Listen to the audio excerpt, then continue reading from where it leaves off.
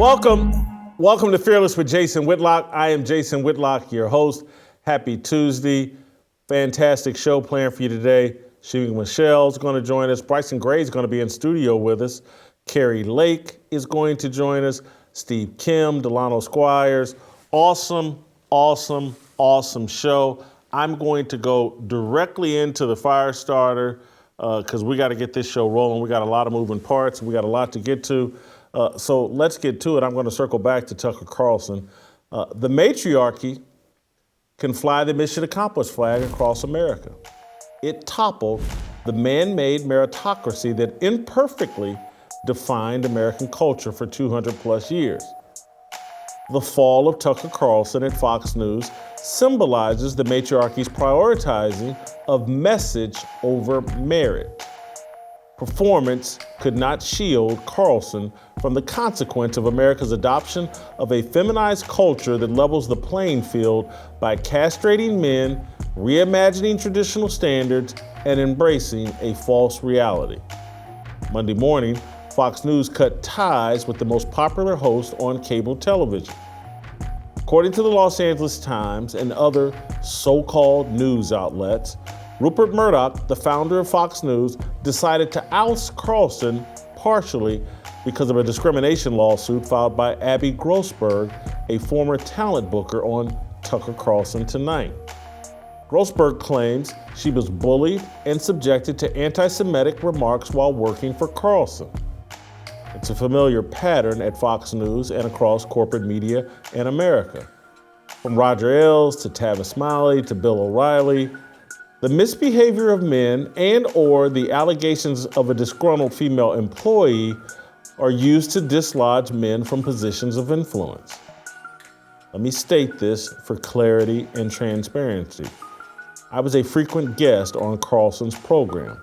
I consider Carlson a friend. I find him smart, authentic, and reasonable. I've not spoken to him since he and Fox News parted ways. Nor have I spoken with Brian Friedman, the brilliant lawyer reportedly representing Carlson in his dispute with Fox. Friedman previously negotiated my settlement with a media outlet. Now, I don't buy the allegations against Carlson. According to the LA Times, Grossberg worked on Carlson's show for a short time after being reassigned from a different Fox News show. She was fired. It's difficult to fire any employee. Many of them, man or woman, claim they were harassed, bullied, treated unfairly. They're always reluctant to admit their shortcomings. You catch an employee stealing, and he will instantly claim you overlooked a coworker committing murder. What about Brett Favre, O.J. Simpson? Firing a woman is more difficult than open heart surgery. Every communication can be reformulated into an example of sexual harassment or misogyny. That's why I'm aloof, distant, and measured with all coworkers. It's the only way I know to protect myself. Media workplaces are minefields. Super attractive women form obstacle courses a Navy SEAL would find difficult to navigate without detonating a blonde, brunette, or redheaded bombshell. For white men, they face the added threat of being charged with racism or anti-Semitism. The workplace playing field isn't level. Women have outsized power and control. So do the LGBTQ and people of color who see themselves as perpetual victims of white supremacy. These special interest groups have used their power and leverage to remake workplace culture. They've turned human resource departments into the most powerful force within any company. Managing easily triggered sensibilities takes precedence over maximizing production. Workplaces are daycares filled with crying babies masquerading as employees. Over the last 20 years, diversity, inclusion, and equity, and other subjective standards unseated performance as king of the workforce. MSNBC's ratings-deficient Joy Reid has every bit as much job security as Carlson, the highest-rated cable host. So does CNN's Anderson Cooper. and the ensemble of dimwits hosting ABC's The View. Joy Reid is black, Anderson Cooper is gay, Whoopi Goldberg, aka Karen Elaine Johnson, that's her real name, Whoopi is black and identifies as Jewish. Sonny Hostin is Puerto African American. Joy Behar wants to be Bette Midler. Tucker Carlson is a white man who used his platform to promote Judeo-Christian culture and the patriarchy. There was a time when his dominant ratings would have protected him from the special interest groups. Ratings used to be the box hosts were required to check. That time has passed. Message is king. Drawing an audience is optional in the matriarchy matrix. What a host tells his or her audience matters far more than the size of his audience. Comedian Steve Harvey is the gold standard for heterosexual Christian men on TV. I like Steve Harvey. He's funny, he's likable, he's also harmless. He bows to the matriarchy. He preaches a homespun prosperity gospel. He has his own daily talk show. He hosts The Family Feud. He's the star of Judge Steve Harvey. Corporate America is pouring millions of dollars into Steve Harvey to set him up as the role model for all Christian male influencers. Be harmless. Bow to the matriarchy.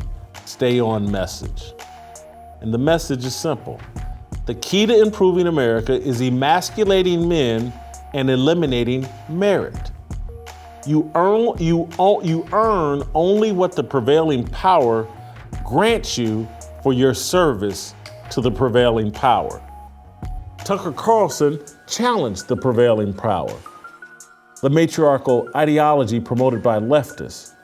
He platformed pundits and experts who challenged Big Pharma on the COVID vaccine, Democrats on the laughable January 6th insurrection narrative, the alphabet mafia on transgenderism and drag queens, and the military-industrial complex on the war in Ukraine.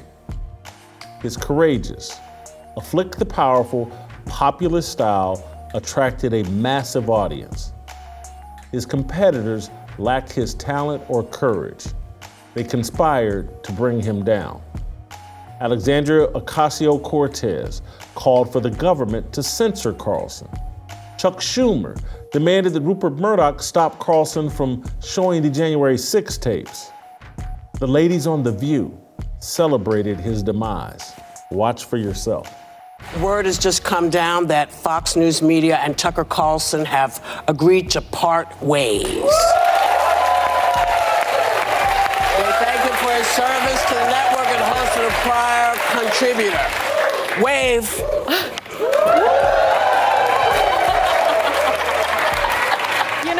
We'll talk more about it tomorrow but we wanted to make sure that we let you know what was going on. Well, can I ask the audience if they'll help me do something?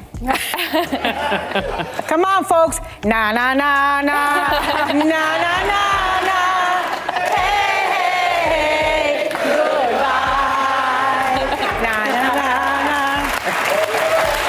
I mean, sayonara. I don't think anyone likes to celebrate the demise of someone's career, but he is responsible for the demise of someone's career. Yeah. But he is responsible for the degradation that we see somewhat of our democracy in this country.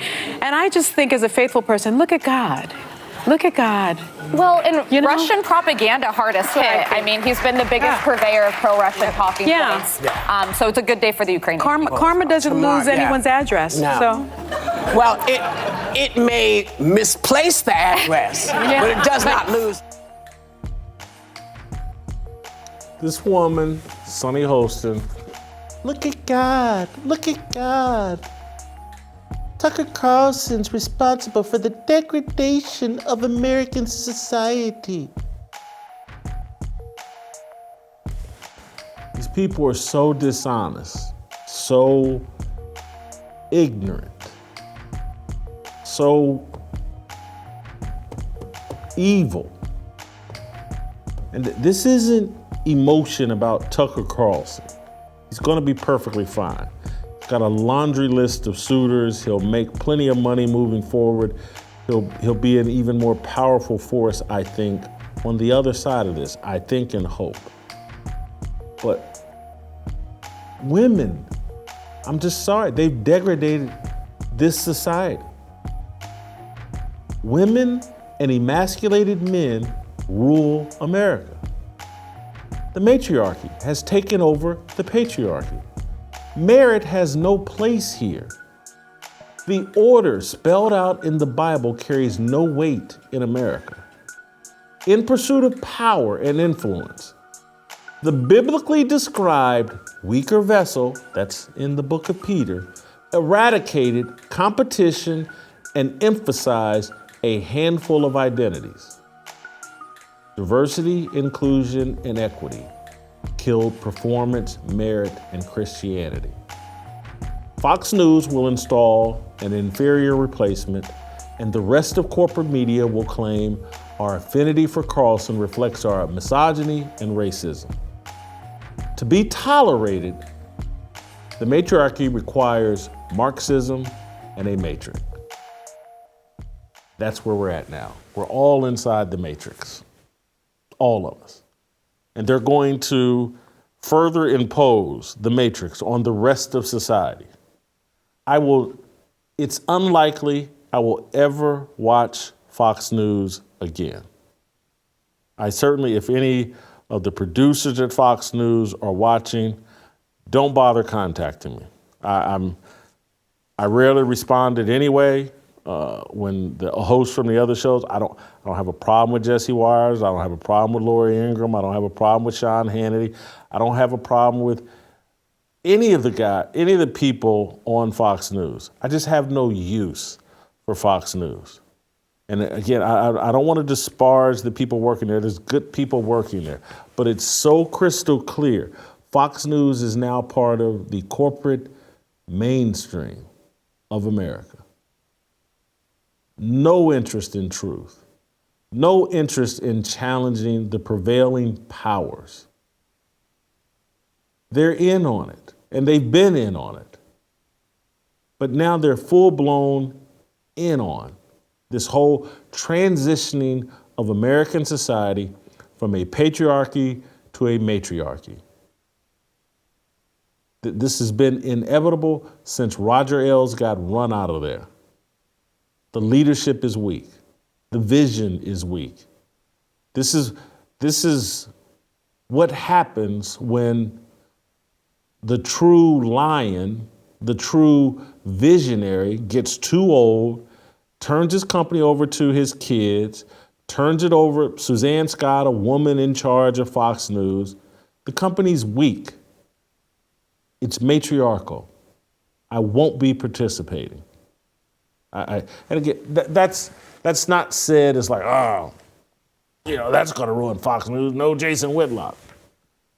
That's not what I'm suggesting. My ego is not that big. I'm meaningless. I'm a fly on an elephant's ass. I get it. But I do think my point of view and perspective is representative of a lot of people. We have no use for Fox News moving forward. They're no different than CNN, MSNBC, and all the rest. Don't fall for the gimmick. Whoever they put in there next, don't fall for the gimmick. They'll pretend like they're outspoken. They'll pretend like they're controlled opposition, the entire network. I've said a bunch. That's why I'm bringing Shemeka Michelle on. I want a woman's perspective. Bryson Gray will be in studio with me, also discussing this. Before we get to break and bring Bryson on set and hook up with Shemeka, I do want to end on a very positive note and talk about our good friends over at Preborn. The saving of innocent lives is paramount here on our show. Through our partnership with Preborn and you, we're pushing back against the menacing forces that have taken over 63 million lives and counting. Preborn Network clinics bring hope to pregnant women considering abortion through ultrasound imaging so they can meet the precious life within them. Let's celebrate a life you save. Listen to Henrietta's story. When Henrietta discovered she was pregnant, her boyfriend wanted her to have an abortion. However, he gave her the final choice. She made an appointment with a preborn network clinic counselor who encouraged her to get an ultrasound. But she canceled her ultrasound session several times, claiming she was scared of seeing her unborn baby since it would complicate her decision. Soon after, she contacted preborn again because she had gone to an abortion clinic and found out she was carrying 2 babies. She couldn't bring herself to terminate both lives, so instead she parted ways with the abortion clinic and reached out to preborn in order to receive love and assistance after deciding to go through with her pregnancy. For just $28, you can sponsor a life-changing ultrasound and write a new story. Donations of any size go towards saving babies and caring for mothers, and all contributions are tax deductible. When you give, you'll receive pictures and stories of lives your gift helped to rescue. Just dial pound 250 and say the keyword baby. That's pound 250, keyword baby, or visit preborn.com/Jason. That's the Jason Whitlock way. Preborn.com/Jason. Your love has the power to save a life. All right, you can email me and us at fearlessblazeshow@gmail.com.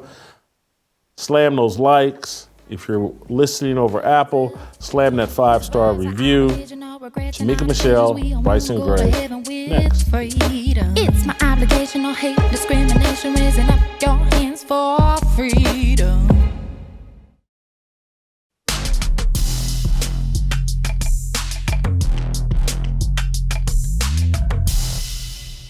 All right, welcome back. Time for some Shemoke Show. Shemeka Michelle, and round of applause, Bryson Gray in studio with us today. Bryson, welcome back. Shemeka Michelle, welcome back. You guys just heard me ranting and raving about Tucker Carlson. I want to start here in a place where I think both of you all will be comfortable. My argument is that men are being emasculated in the media space and have been emasculated. And about as manly as you can be in corporate media and on television is Steve Harvey. And Steve Harvey, in my opinion, bows to the matriarchy. He's the male Oprah Winfrey. I happen to like Steve Harvey. He's a nice guy. He's funny. You know, he's a little homespun, but he's a bit too soft, a little too harmless for me, but I think that's the message being sent out to all men. If you want to make it in this space and make a lot of money, you got to be harmless. Shemeka, you go. What do you think of my argument that Steve Harvey is the role model for all men in the media? I definitely agree, because I think that Steve Harvey also pushes the idea that the woman is in charge in some form or fashion. He pushes that. Like, if you just do whatever your wife says, if you just acquiesce to her every whim, things will run smoothly in your house, you know. And so I do think that Steve Harvey plays that role to a T. And when you see people like, you know, Kevin Samuels or anybody else maybe in the manosphere speaking anything different, they're kind of looked down upon, and people think that they're trying to be rulers over women, and they, you know, quickly claim, oh, patriarchy is a terrible thing, simply because a man wants to lead his wife and his family. I think Steve really goes the opposite way. He looks like a leader. I mean, we can tell that he's making the money, but he also pushes a message of, hey, happy wife, happy life. And, you know, while I get that to some understanding, it's almost like he bows down to this woman who wouldn't have even chosen him first. From my understanding, she was married to a drug dealer before, or somebody that didn't treat her right. Steve is kind of like what they talk about now after all of this, let me get with the good guy. So I definitely agree with your argument. I think Steve Harvey is the domesticated man. And I think that's sort of what you were getting at. Probably not, but that's how I view it. I feel like that's the most manly you can be. You know what I'm saying? But Steve Harvey knows not to get out of line because he's a slave. When they give you that money, he'll hit that over his manhood. And I think that's the issue with media today. Men are afraid to be men. It's sort of like the whole point of the roll call event that I was at. Part of being a man is to be bold. This at? This was in Nashville, Tennessee. You were at a different roll call? No, the one you had. Oh, Nashville. I'm sorry. That's what I mean. We were at. But go ahead. Yeah. So this, like at the roll call event, like being bold is a part of being a man. And but the mainstream media and all these shows, to get to a certain level, you have to be domesticated, and that's what I view Steve Harvey as.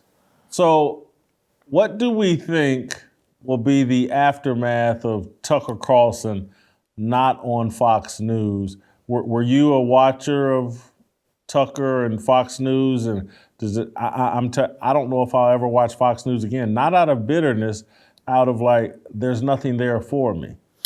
I stopped watching Fox News in 2020, but I always kept up with Tucker Carlson because I like Tucker Carlson, I like his opinions on things. The aftermath is, I want to know what the crap is going on. Did he get fired? Did he walk away? And I want to know what's going to happen next. Like, does anybody else have the bag to give to Tucker Carlson? He had the best news show, the most watched news show on TV. So somebody got to come with some big bag, and he deserves it, in my opinion. So I think where he goes, I think people will go. And I think Fox News just took a big L. Shemeka? Yeah, for sure. I actually did watch Tucker Carlson. It was the only show on Fox that I would watch. I actually had my DVR set to record it. I made sure that I canceled that on yesterday because I had the opportunity to actually interview Tucker in 2021. And I can remember getting prepared for that interview and reading his book, The Long Slide, and just feeling really nervous, like, oh my God, this man is such a big name in television. People kept talking about how he was racist. And here it was, he was coming on this podcast with these 3 Black people. And it was a very fun interview. So much so that I was just myself that Tucker started to blush and said, I got to loosen up my tie. And when he sent me a copy of his book, he put a note in there that said that was such a fun interview. So I've been a Tucker fan. And honestly, I think he's going to do well wherever he goes. I will say, Jason, when I heard about the lawsuit coming from his female or former female producer, I was really upset. As soon as I read the line, I said, damn, bitch. Like, it just really felt like it made it harder for me as a woman because men are constantly accused of foolishness and men constantly feel like they have to walk on eggshells around women in the workplace. And so I felt like here again, we have this big, name guy who could potentially be taken out by a woman and her sensitivity and just being silly. And I think while I understand that for men, even as a woman, I have realized I have to be careful around other women because women are so sensitive. I remember I was having a conversation with a group of men that I work with, and we were laughing and just talking about the fact that I had gone out to dinner with this well-known guy who put his hands on my waist and was like, oh, you have a small waist. We thought it was funny. We thought it was cute. There was another woman there listening to the conversation who automatically thought it was sexual harassment. Excuse me. And she made a big deal about it. And it was not a big deal for me. Number one, I think I do have an attractive hip to waist ratio. I'm over 40. I had 3 kids. It was a compliment. But maybe because of the things that this woman has had to deal with in her life, she had some misplaced anger. She really tried to make this a story and an issue and an avenue to bring a man down. And so women even have to be careful in the workplace because you never know when you're around that woman who may be, just looking for a way to actually bring a man to his knees. So I definitely understand why men have to walk on eggshells. But every time I hear a case like this, I feel like it just makes it harder for someone like myself. I'm gonna be transparent. I read the story, have read what's going on with Tucker, and it further petrifies me. And I'm just keeping it real. I hate to say it, I hate to admit it, but anybody that knows me and has been around me in a workplace environment or with people I work with, I'm afraid of everybody. I mean, absolutely everybody, but in particular women, because I used to say to people, particularly when I worked at Fox Sports, I would say, like, I would joke with my friends. I was like, there's nothing that woman could say about me that people wouldn't believe, and I might even believe it. In terms of, like, I did that? Yeah, I probably did. And so it's better to do nothing. And I there was a woman, I'm just going to keep it all the way real, Christine Leahy, that worked at Fox Sports with me. And I was always nervous and very, just making sure I was above reproach. Because I would say, like, if she ever accused me of something, even if I was 99% sure I didn't do it, I would go, but I probably thought it. And maybe I did do it. I don't know. So I just wouldn't give an inch. And I can remember the women in the makeup room and all that other stuff thought I was a nice guy, but thought I was very, very quiet. And because I know there's a target on my back, and I'm not giving anybody that gun. Simply for being a man, because a lot of times, it isn't, obviously we're not talking about all women, but a lot of women are looking for that opportunity to maybe get another man in trouble just because she's some feminist crazy person, or to get a man in trouble to bring herself up in that realm, in that job place. Bring somebody else down. You can pull yourself up because now you're the victim woman that everybody wants to know. You gain 1 million followers on social media in a day. The Me Too movement is behind you. Now you at a press conference. So you shouldn't trust it, to be honest. Well, the other thing that and Shemeka, you jump in after I make this statement, and I don't even know if I got a question. I'm just telling you the truth.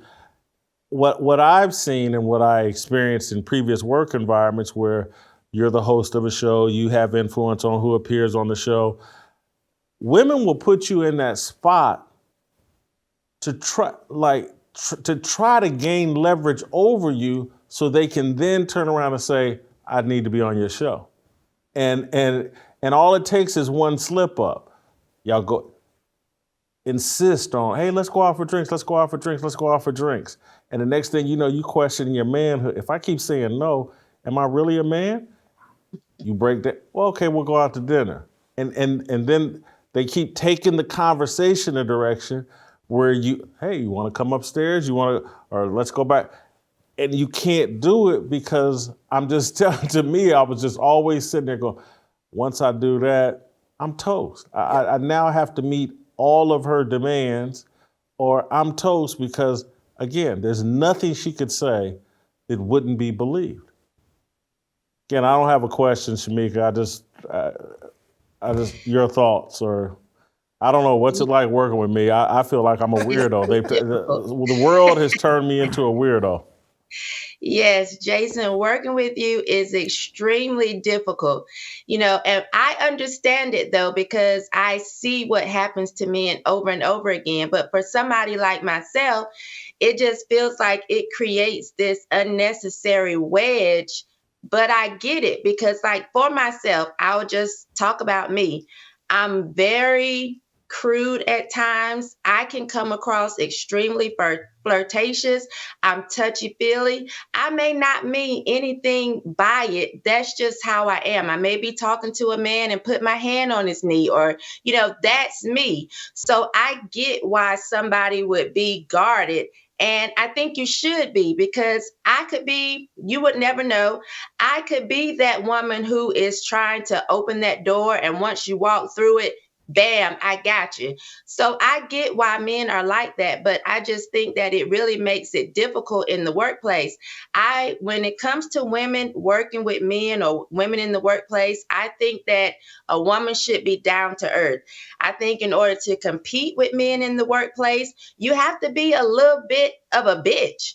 And so that can be kind of difficult to navigate at times because you want to not have to step into that masculine role or not feel kind of manly, but you also have to be able to work with men and compete with men. And I don't know, for me working with you, I appreciate you being kind of standoffish a little bit because I feel safe in that space too. Like I feel like you're not going to come at me inappropriately and I can actually be seen for what I can bring to the table opposed to what is between my legs. So I'm grateful for that. But I think it does kind of just make it a difficult space to navigate it in truthfulness. Well, I'll be honest, I'm afraid of everybody. So it's I don't joke the way because I'm a Richard Pryor type jokester. I can be too. as crude. I can be far more crude than you, and far more. But leaning into my Christian identity, I don't do it nearly, or I just try to avoid it at all costs. But also, I just know that. Work environment, co-workers, I got my boys from college to do that with. Mm-hmm. I got my brother to do that with. I got my sister to do that with because she's salty too. But there's part of me, and I'm being transparent, so I'm not going to apologize for the thought because men think it. I think men and women weren't meant to work together. That we're forcing something that has these inevitable consequences that we're all living through.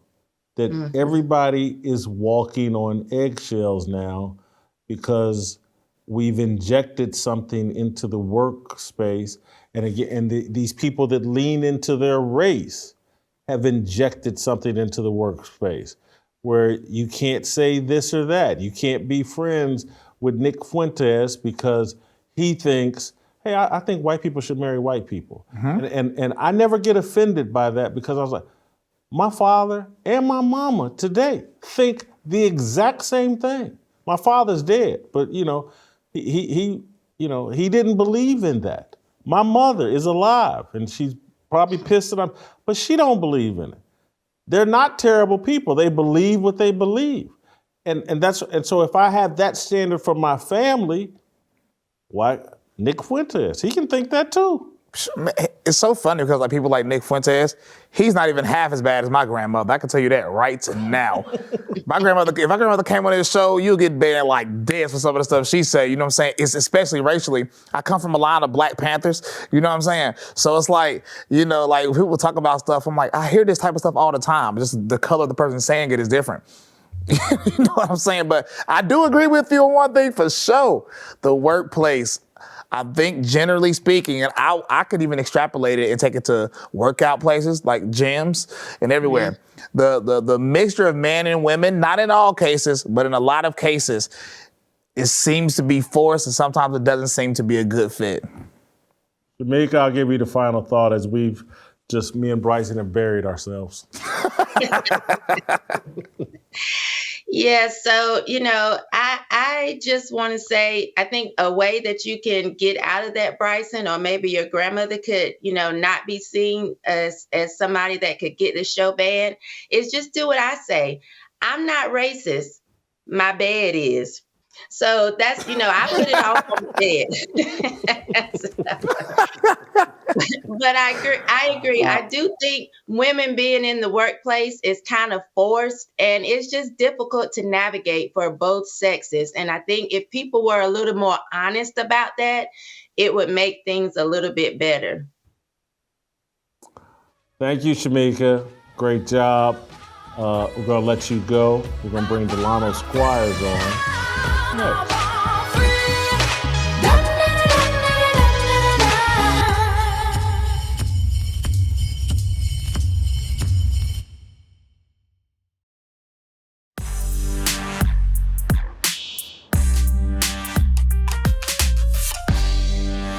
welcome back. Let's roll out to Washington, D.C., bring in Delano Squires as we continue the conversation about Tucker Carlson and Fox News cutting ties with Tucker Carlson.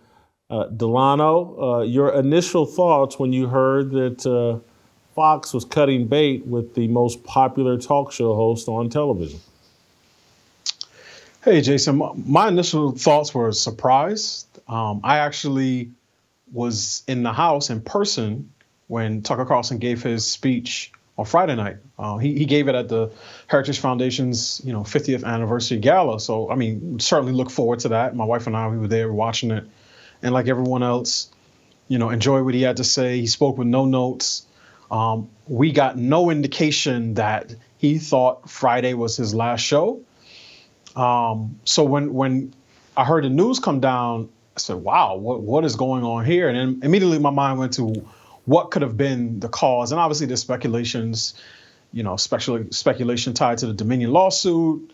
I read your piece about, the sexual harassment, the sexual harassment claims or, toxic workplace claims that someone made against Fox. But the first thing I thought was, 8 p.m. Eastern ratings are going to be hardest hit because no one is going to watch Fox at that time, at least not in the near future. And 2, that we are going to move into the era of Tucker Unchained.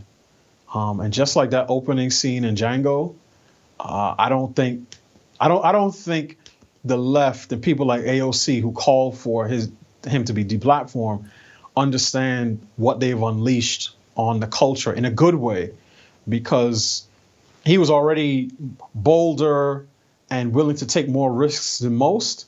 And I think he's only going to be even further emboldened at this point, having been cut loose from the restrictions of working for such a large corporate media empire. Seemed like he was already cutting loose from those restrictions on his show. And that's where the conflict really, I think, heated up.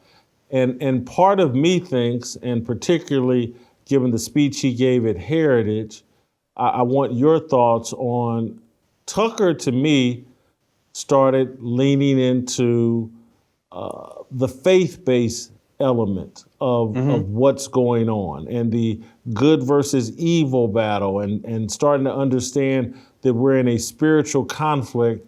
And he started talking about this on air. I was always blown away when he would mention God and he would mention the satanic nature of a lot of the stuff the left was doing.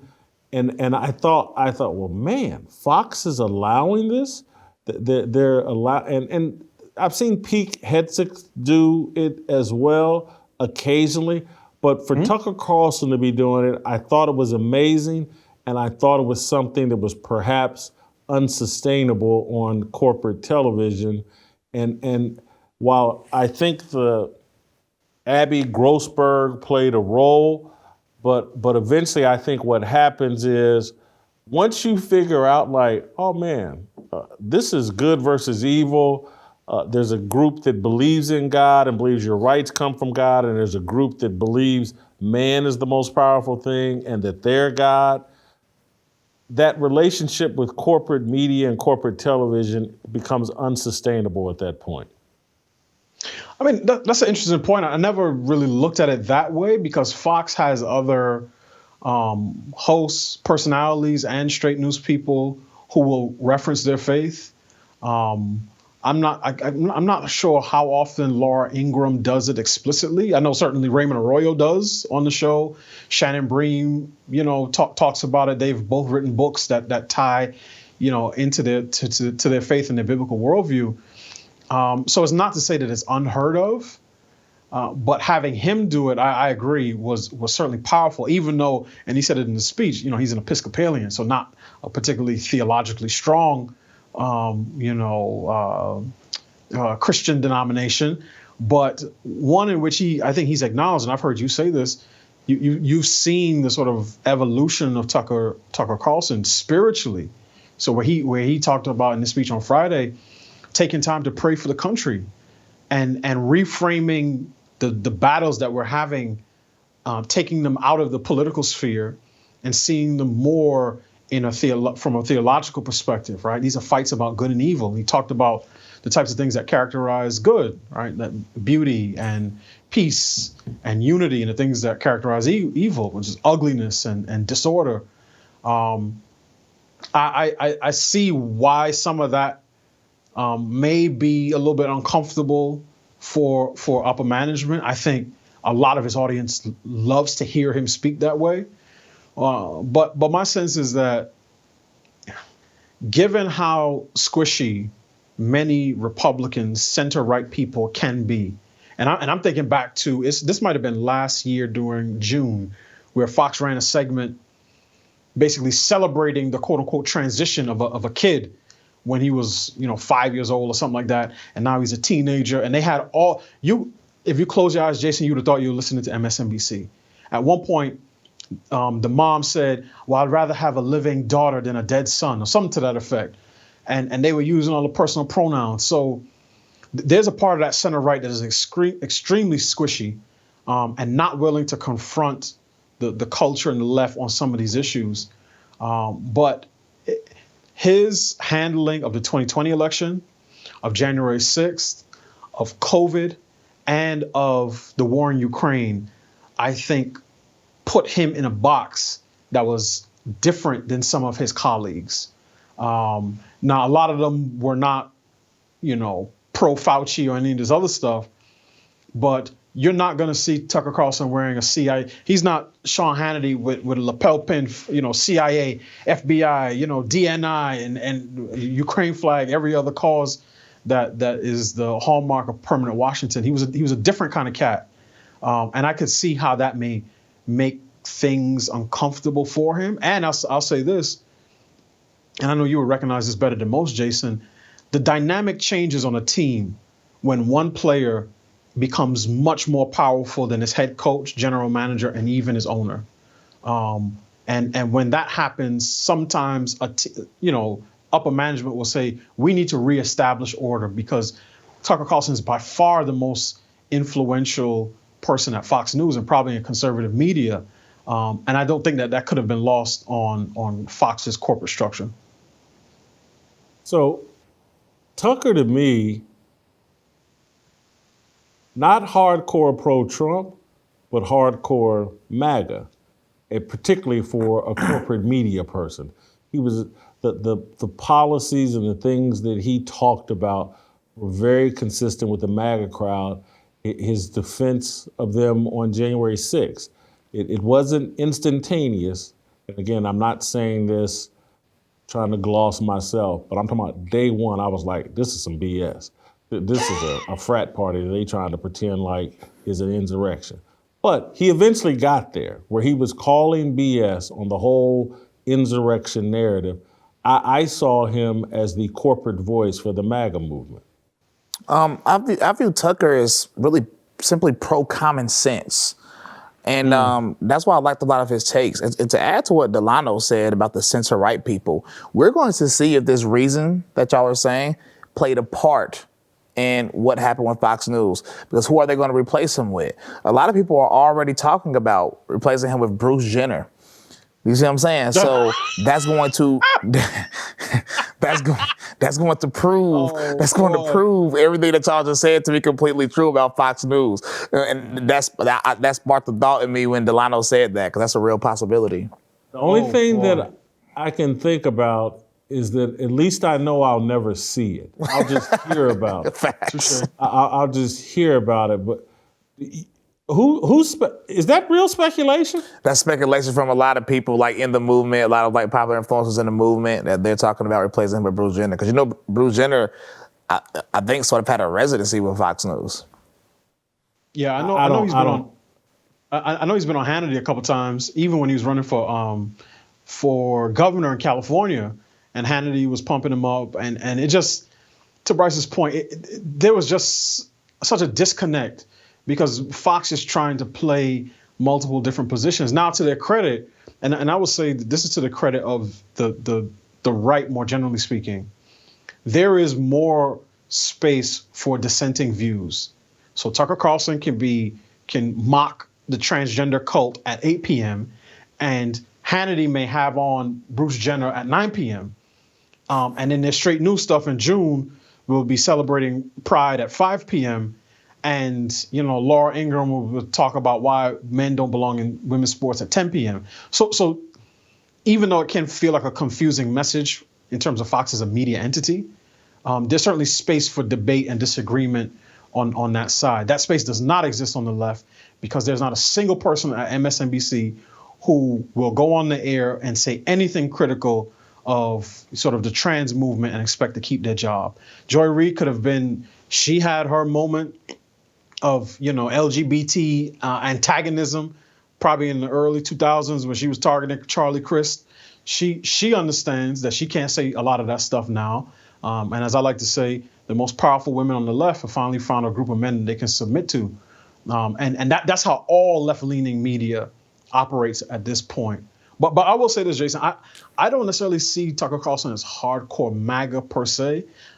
I think Tucker Carlson, and I've said this, and I say this having listened to him give speeches in different venues, not just his 8 o'clock show. Tucker Carlson is a person who I would say understands that hierarchy is inevitable.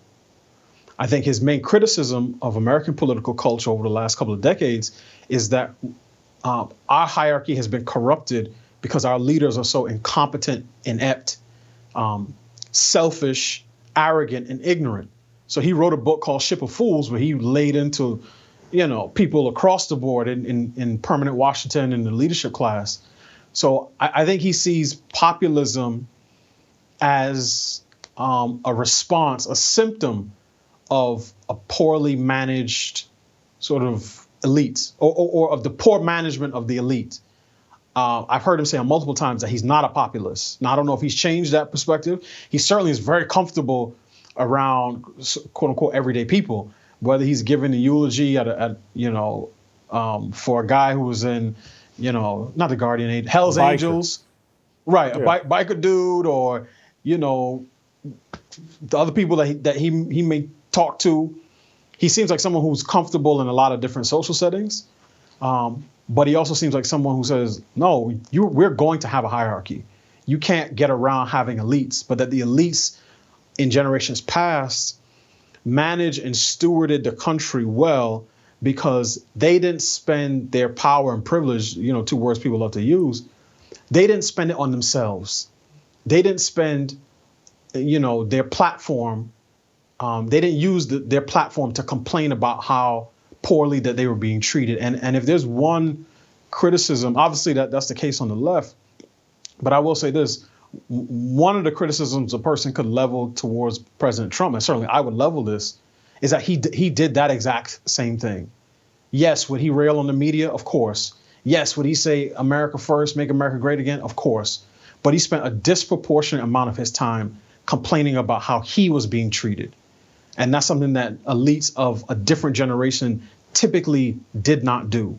They marshaled their resources, their pen, their pulpit, and the purse, right, to at least in theory on behalf of the constituents that they serve. But now what happens is that they use the constituents that they serve, and we talk about this certainly within the Black community. They use the constituents that they're supposed to serve they use their misfortune, their poverty, the deprivation that they face to say, here's how I can extract some benefit of that for myself. And I think that's an indictment of the entire ruling class from far left to at times far right. Delano, what do you think of my argument that part of the corruption of the elites and society and the way things are run, the way the hierarchy operates is because women have been ejected into the equation and now sensitivities and sensibilities. And again, this is where I went on at roll call about like, hey man, there's a roughness to a man's conversation that we have to have. There's a truthfulness, an unsparing of feelings that's necessary. That iron has to sharpen iron. And now once you make everybody say, nope, measure every word you say and make sure no one's feelings are hurt And if you do say something that's slightly off key, someone gets to pretend like they're mortally wounded and their life has been destroyed, and that makes it virtually impossible to lead anybody anywhere, because every word is being judged harshly, and every word is being measured very carefully, and it's just the enemy of truth. I mean, I think, to your credit, you are the leading voice, and I say this with all seriousness, of articulating exactly how the introduction of women into male spaces completely changes the dynamic in terms of the relationships between men and women, and even in terms of the relationships between men with themselves, right? I've heard you beat that drum for a couple of years now, and it is because I may not have gotten it at first, but now I clearly see, okay, he's exactly right. And funny enough, ironically enough, I'm dressed like a guy from 18th century Britain because I just moderated a discussion at the Heritage Foundation with a woman, an author who describes herself as a reactionary feminist, who thinks that feminism in some respects has been a bad deal for women. And one of the arguments she makes in her book, she's a British author, is that men need male-only spaces. And she acknowledged, I don't know what goes on in those spaces, but men need them. And not just the elite spaces like, at the Masters, being a part of the, a golf club or whatever, but bowling leagues, the types of spaces that working class men congregate in, right? And I do think that is the case because, to your point, whenever women are introduced, the entire conversation changes. And in a barbershop, that's a good thing in some respects, right? You don't want guys who, I wouldn't take my kids to the barbershop where guys are swearing and playing rated R movies in general, but men and women are different, and we moderate our behavior in many respects to accommodate those differences. But if there's nowhere where that men can speak frankly and honestly and sometimes harshly to one another, what you get is an entire country and culture that has become soft. And the thing is, Jason, we as men have built-in mechanisms to moderate our behavior.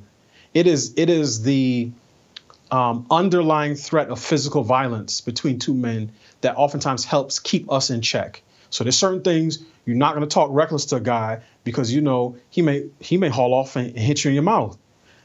But when women are introduced, they get the benefits of being able to, in some respects, speak like men while knowing that they never have to pay any of the costs.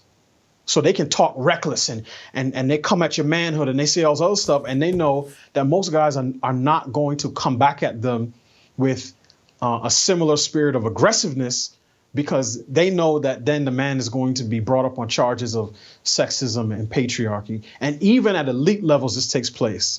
Hillary Clinton, she's wearing the pantsuits, I am woman, hear me roar, all this other stuff, girl boss energy. And then she gets in a debate with Donald Trump, and he knows that he has to pull his punches, because the minute he speaks to him, the way he speaks to Marco Rubio, they're going to say, oh, wow, Trump, he's a sexist. Look at, he's a sexist pig. He's a chauvinist. Look at how he talked to Hillary Clinton. Now, this woman been trying to turn herself into a man in every sort of respect for the last 30 years. But when it suits her, she can play damsel in distress. And guys don't tend to, we don't have that option. So, yeah, I agree that Tucker is one of the people who is a proud sort of advocate of patriarchy. He's not one of these emasculated, I heard our guy, Martin Luther Dream, Justin Pearson. No, it was the other guy. It was the other guy, the Blasian guy. Justin Jones talk about white supremacy and patriarchy, right? Whenever you hear a guy using patriarchy in a negative sense, you know that he's been clipped and his gelding shears are in his back pocket. And Tucker Carlson was not that type of guy. We'll see who replaces him, because oftentimes those types of guys are the only ones left in corporate media. And so you go, and we got to be quick here, but I just want to make this final point about someone that I looked up to for a long time.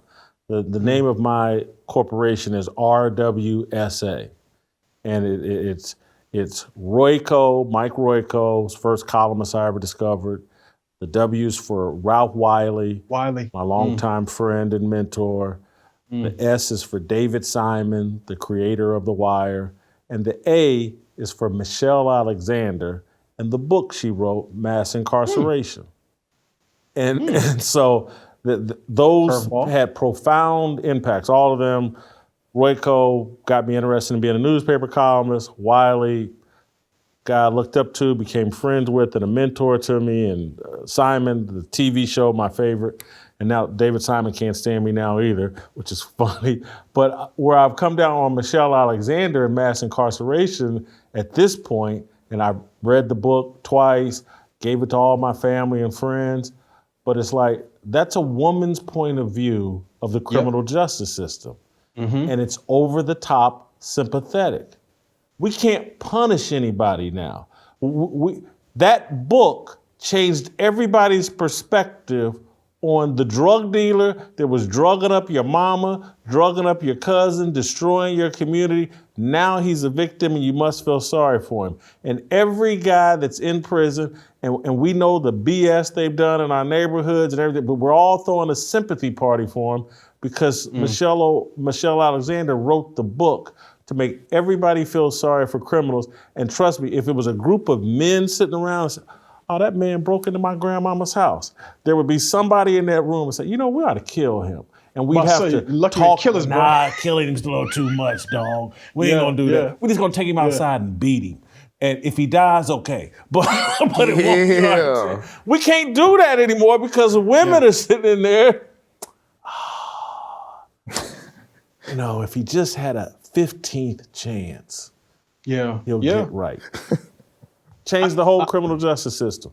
A couple things really quick. I know we got to be quick. One, Ralph Wiley. The first 3 books I read when I finished college were Ralph Wiley's books.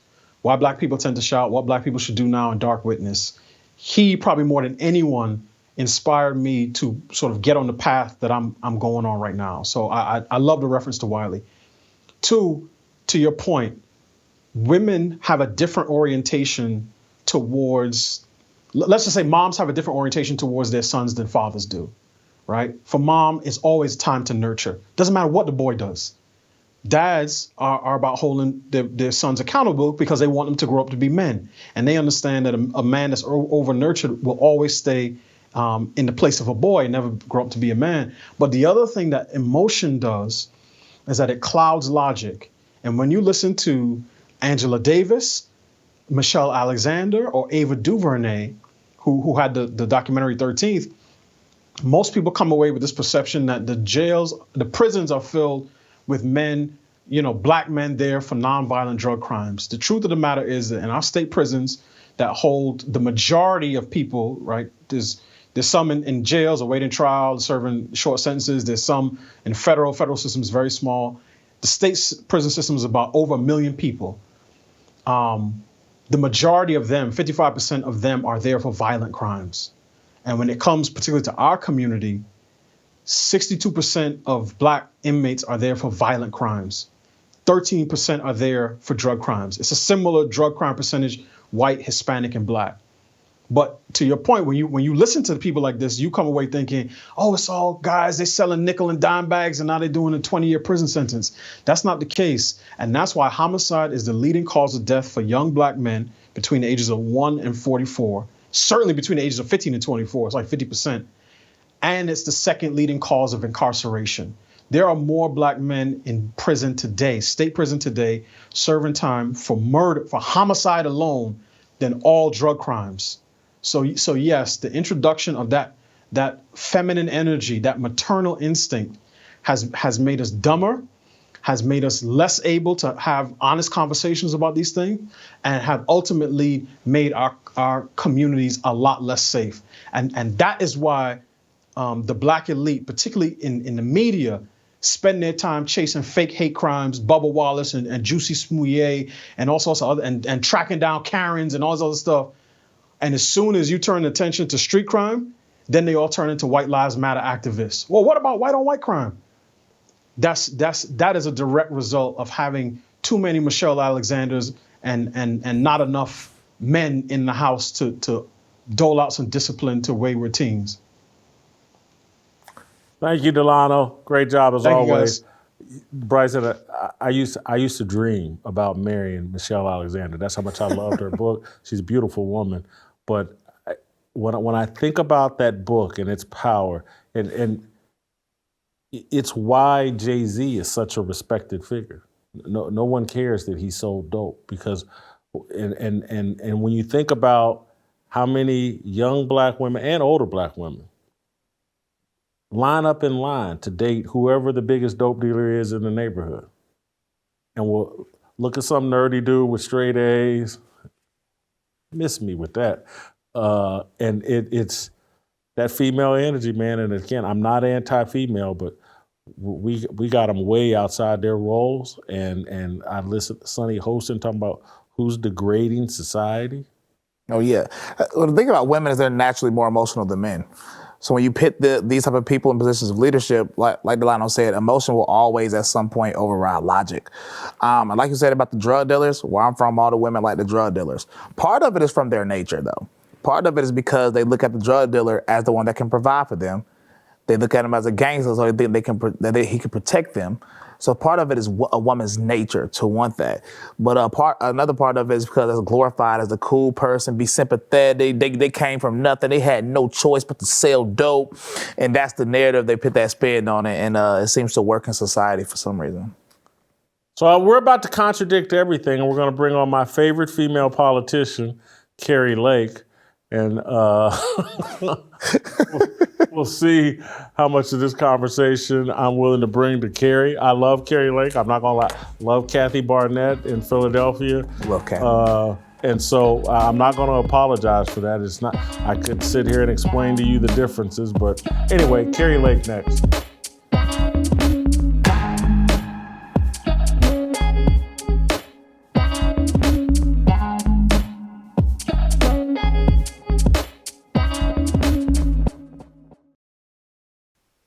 Welcome back.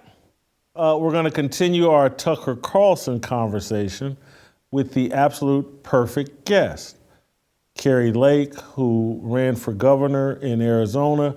And in my opinion, I know you're not supposed to say this, but I'll say it, got cheated in Arizona, no different than Donald Trump got cheated in 2020.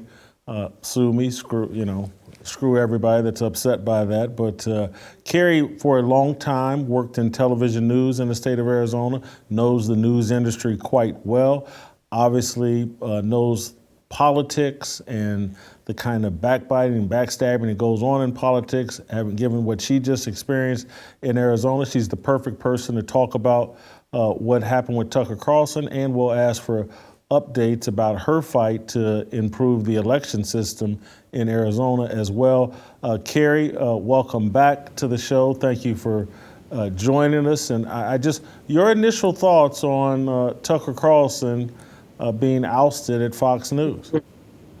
That's a tough voice to lose. And I think you had something to do with it, Jason. You went on and spoke too much of the truth. And, we saw you go on. And in the same, I think, 24, 48 hours, we saw Glenn Beck go on. He put on the MAGA hat. You talked about how you are firmly behind President Trump. You're seeing somebody who's standing up for America and just being constantly punched. And that's a lot of truth for a network that appears to be leaning toward being more an establishment conservative network. And I'm not trying to castigate Fox. I mean, if that's what they want to go, that's fine. They've got Paul Ryan. He's known as one of the establishment characters in the Republican Party, the Uniparty. And I think Tucker spoke a lot more than a little too much truth. I think he spoke a lot of truth. And I don't believe they want that in the next year and a half as President Trump begins to move forward and be a fighter for America and fight for re-election. I think they want a steady drumbeat of establishment Republican talking points, and they can't afford to have a voice like Tucker who reaches millions of people a night speaking the truth about what's happening in this country. It's no longer Republican versus Democrat. It is uniparty, which includes the Democrat Party and the establishment right, versus Americanism. It's globalism versus Americanism. It's communism versus Americanism. And we got to get right now about where we are. Do we want to save this country? We have divisions in this country right now on cultural issues, but let's talk about the core foundation of our nation, the Constitution. Are we willing to stand up and protect that? We can battle it out on the cultural stuff even at the same time or at a later date, but are we willing to stand up to protect the U.S. Constitution and the Bill of Rights? Because that's what's at stake right now. Guys, make sure we clip out everything she just said verbatim, and we put that all over social media. I'm so glad you made that point. You've helped me see more clearly what's involved here, because I've been arguing. I went down to Florida a little more than a year ago and spent some time with Tucker and participated on his Fox Nation show. And one of the things I kept talking to him about was like, how did a geeky bow tie wearing, comes from the Swanson family, how did he become the voice of the America First, America, Make America Great Again movement? Again, not that he's some hardcore Trump guy, but he's certainly the voice of MAGA. And you're right in me and others that he platformed. We're going to keep beating that drum for Donald Trump, and the system doesn't want that right now. But it blows my mind that Tucker became that guy given his background. No different than, and I say this without any sexism, it amazes me that someone with your television career, your beauty, has become the fighter in this political realm that you're in. How does this happen? Well, and similar to Tucker, I mean, I also worked for the Fox network. I worked for their local station in Arizona, and I walked away from a 7-figure contract because I felt that I didn't want to loan and lend my voice and my reputation to what is being pushed out in the corporate media these days. And Tucker, maybe he felt the same way. I think he still wanted to stick with it. My guess is that they got rid of him. And it shows you what they're willing to do. And this is why we've watched CNN push the most insane stuff. They didn't care about ratings. They don't care about their bottom line. MSNBC doesn't either. These corporate entities are so about destroying Trump, because Trump is the man who is going to push and save what it means to be American versus this globalist agenda. They will lose everything in this final fight between globalism and Americanism. They will risk losing their top guy, Tucker Carlson, to save their globalist agenda. And they don't care about the bottom line anymore. This is why they were willing to unleash the COVID pandemic and practically destroy the world. That was all to change it and affect the 2020 elections. To move us from voting in churches and schools, they had to shut those down into these huge corporate kind of voting centers where it's really easy to commit fraud. And this is how dangerous Trump is to this globalist agenda. And this is why I'm standing up. I didn't care about my salary. I recognized a couple of years ago, what good is that paycheck if we don't have a country? Why am I trying to preserve my paycheck at the risk of losing our country? That's where we are right now. And your voice is just as powerful as Tucker Carlson. You speak to an audience. He speaks to an audience. I speak to an audience. And every single person out there has an audience. And I encourage them to get right with it right now. We are a year and a half away from either preserving our Constitution, which is the Bill of Rights, which gives us all liberties and freedoms, or losing it. And so I hope that we can all start using that beautiful First Amendment that we still have. We're clinging to it. It's hanging by a thread, and speak out and say things that are bold and say things that are truthful, and get our friends and loved ones to understand that this 8-year attack, this constant barrage of lies against one man, Donald Trump, has been just that, lies and an agenda to bring him down, because he is the only thing standing up for us. He doesn't need this garbage, Jason. He's got properties around the world. I know him. We become friends. he could easily walk away and live the most beautiful life, but he realizes that would be temporary because in short order, in a year and a half, we're either going to get a globalist Democrat or a globalist Republican if he's not in it. And it's going to be either be a fast march toward our demise or a little bit slower march toward our demise. But nonetheless, if we let the Uniparty pick their two candidates, it will be the demise of America. And Trump is the only thing standing in the gap. I want to unpack this because I got to be fair to my audience and true to what I believe and what I talk about all the time on this show. And so I agree with what you just said about Donald Trump, and I get his importance. But you have become very important to me as well, and it's a bit baffling because my platform is about inspiring men to take back leadership of this country and live up to their responsibilities as men. I think there are some people that watch the show and misconstrue my message and think that I'm a bit sexist. I'm not gonna, but what baffles me is how inspired I am by you, Kathy Barnett. And so it's like I throw out all of what I stand for and be like, but we gotta support Kari Lake and Kathy Barnett and women. Why are you different? And am I wrong for thinking, and I'm sorry if it's a sexist question, but it's an honest question. Am I wrong for thinking most women don't have your backbone?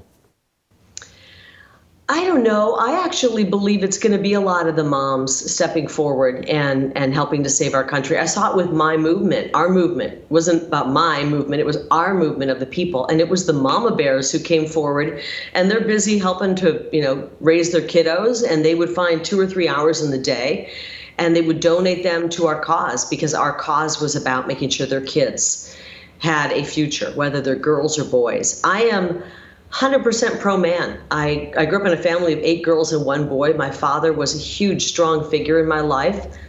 I've said it before, I'm a mom to a boy, and I want my boy to grow up and be a strong man. Our country is only as strong as the men in our country are.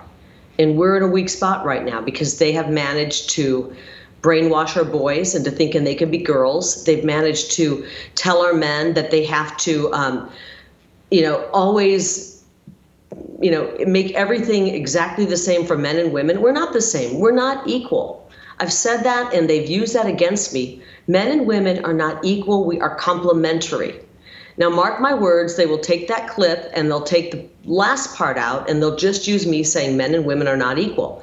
God didn't make us equal. I have a uterus. You don't. I will bear children. You will help, to make children. And that is a fact. These are just facts. And I want to see our men be stronger. Somebody said to me once, why are we seeing so many strong women in politics? And I said, well, I'm glad there are strong women in politics. I want more strong men as well. I want more Donald Trump types. We have to stand up right now. I don't care if you're a man or a woman, and stand up and speak out for our families. I think that's why we did actually so well with men, because men recognized that I wasn't about being a woman who's like, we have to take over the world as women. I want to take back our country. I want to take back our rights and liberties for our children. I want my husband and all other men out there to be able to live in a world where they can be the strong leaders they're supposed to be. And I encourage them to stand up right now. Who cares what they call? They'll probably call you a misogynist. They'll call you a anti-woman. They'll push a bunch of names at you. Who cares what they say? We know we're right. We know what we're doing is right for saving our country. And this is a time for men. I want to see more alpha men, frankly. Fewer beta men and more alpha men. And I think that's what you're speaking to. Why are you still in the fight with Arizona? I think I understand why. I believe I know why, but I just want to hear it from you because it's what I respect. To the point they can mock you and they can crack jokes on you, but you're standing on what you believe, and I respect that so much.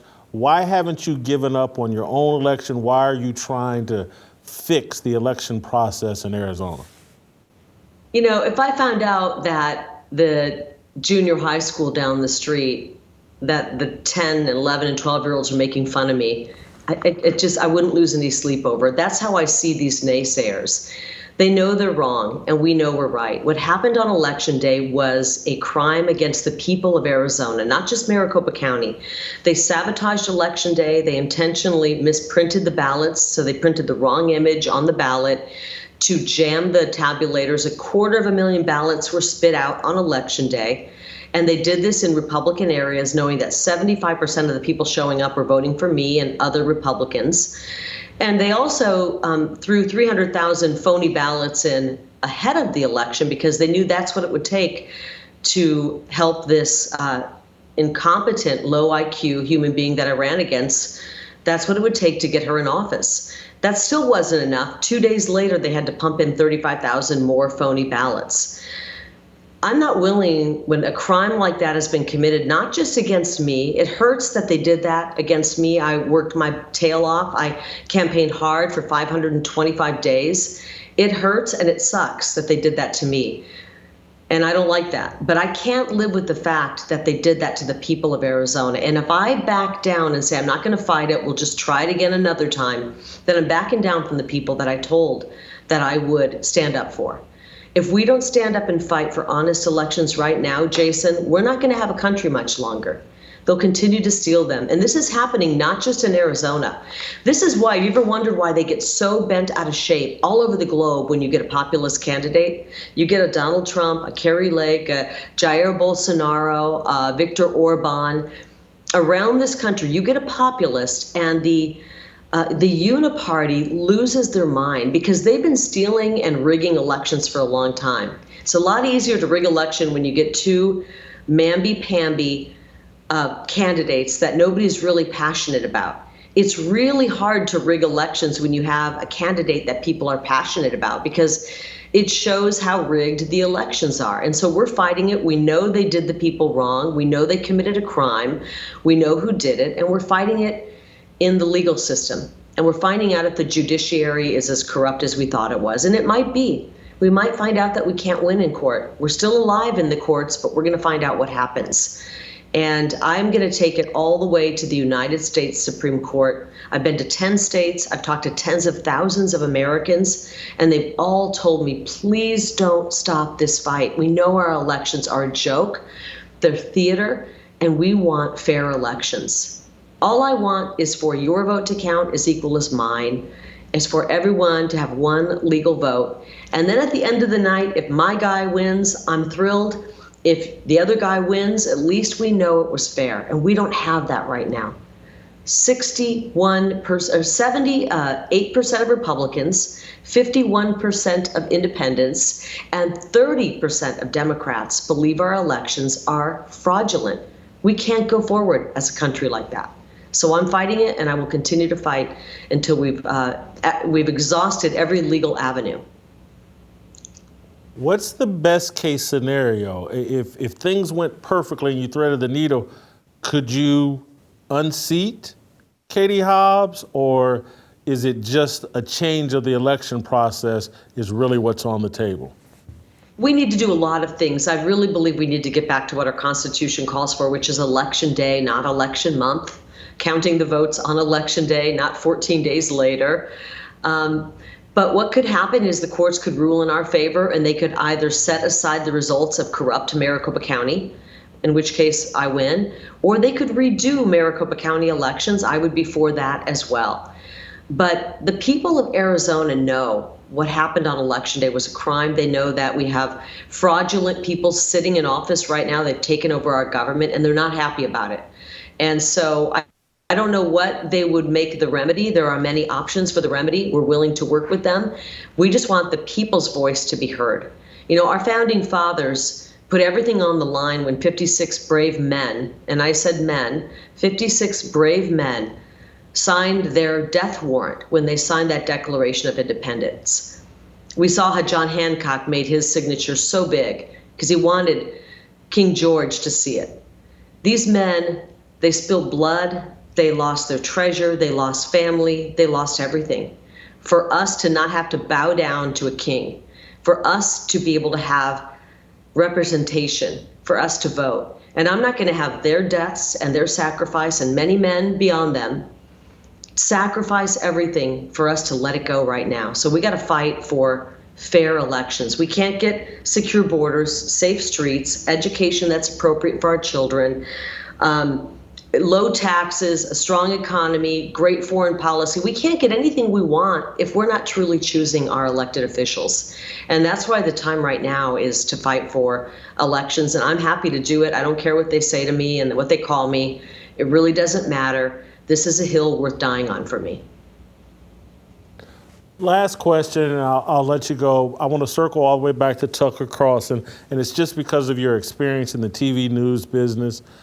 What do you think happens to Fox News on the other side of Tucker Carlson? For me, the brand is severely damaged. I'm not saying this with emotion. I'm saying this factually. I'll likely never watch the network again. The only reason I really watched was because of Tucker Carlson. That was it. If I caught something while waiting for Tucker to be on, or caught something because I left my TV on Tucker Carlson, that was it. I now have no intentions, not out of anger, just out of like, nothing there will seem authentic to me. I just don't have an interest in Fox News. What's your prediction for Fox News moving forward? We have a lot of power when we use our purse and we decide we're not going to buy a product because we don't care for the way that they are pushing that product. And we saw that with Bud Light. And our giving our mind and our eyes to something is power for us. If we just say we're not going to give our mind and eyes to a network because we don't like the direction they're going, that's powerful. Again, I don't think they care about the bottom line. They care about the agenda they're pushing, and they're an establishment Republican group. I'm not trying to be critical of them. That's just who they are. They were lucky to have Bongino on there and, of course, Tucker Carlson. I don't think they care if the people who love MAGA, Make America Great Again, if the Republican America First folks leave them. I think they'll just continue to push an establishment Republican agenda. I encourage every other news person at Fox who cares about this country to walk away from their contract, to walk away from their show. I'm talking about all of them. If they care about their contract, walk away. We can get you set up with an outlet that will allow you to speak the truth. But right now, we got a year and a half to save our country. Don't let them push an agenda that's anti-American on your back. Don't let them use your voice, your reputation to push an anti-America establishment globalist agenda on your back. I implore these people who are still employed at these networks to walk away. With Tucker, I don't know what his deal was. I don't know if they had the ability. I mean, I've seen how these deals work because I worked in the business for 30 years. A lot of times they can get rid of you and they can still pay you, and they can force you to sit out and not use your voice, and they'll pay you, I would guess with someone like Tucker, 20 or 30 million a year. Basically, hit the beach, be quiet, don't speak out, and we'll pay you. I encourage Tucker, if that's his deal, to stand up against that. We need your voice, Tucker. We got to have your voice. If they're paying you 20 or 30 million a year, stand up, speak out. We can find you an outlet. We must have your voice the next year and a half. And if you get sued by your former employee, we will help come up with a defense fund, a legal defense fund to help you fight back. But we have a year and a half to save the United States of America. We have a year and a half to save our Constitution, our Bill of Rights for the people. For all people, Democrat, Independent, and Republican, and we can't afford to lose your voice, Tucker. So if you're hearing this, we encourage you to get back in, no matter what your, buyout is or what they're trying to tell you. Speak out. We need you right now. We don't have a lot of time, and we will help you if you get sued. Thank you so much, Kari. I want to second what Kari's saying. I know the Blaze is ready to pony up to finance Tucker Carlson. And so I do want to add that. I've reached out to Tucker. I'll just leave it at that. But I think Kari's exactly right. I think a lot of people would rally around Tucker, and I would imagine he potentially is handcuffed. I want to make sure we clip off that last thing she just said. In totality, with her message directly to Tucker Carlson. We need to put that out there as well, because I suspect that is the situation he's facing, that they've put some very expensive golden handcuffs on him, in my opinion, and I'm sure he's aware that there's people willing to pay for those handcuffs to be released. Kari and Cosell will talk some sports. We'll lighten up the show. Make sure you're hitting those likes. We've had a tremendous show. It's going to end on a very high note with the Kari and Cosell, Steve Kim. Next.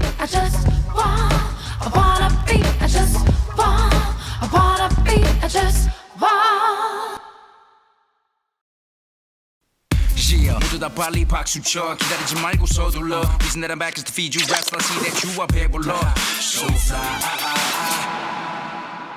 All right, welcome back. Time for some Steve Kim.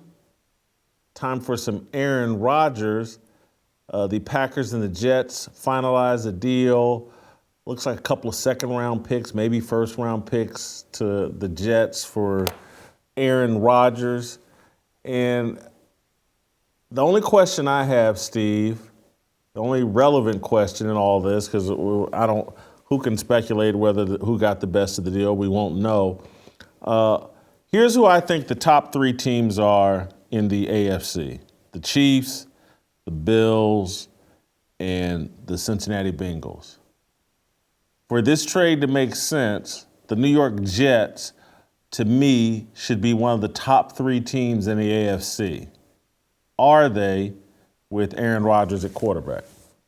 Well, first of all, Jason, good Tuesday to you. And after yesterday, let's see, Tucker Carlson, Don Lemon, and Aaron Rodgers, I'm just relieved that you're still here and that I'm still here on Fearless. But anyway, okay, with that said, I like this trade for both sides. Look, when you have irreconcilable differences, at a certain point, relationships have to come to an end, and this seemed like a fait accompli for at least 4 months.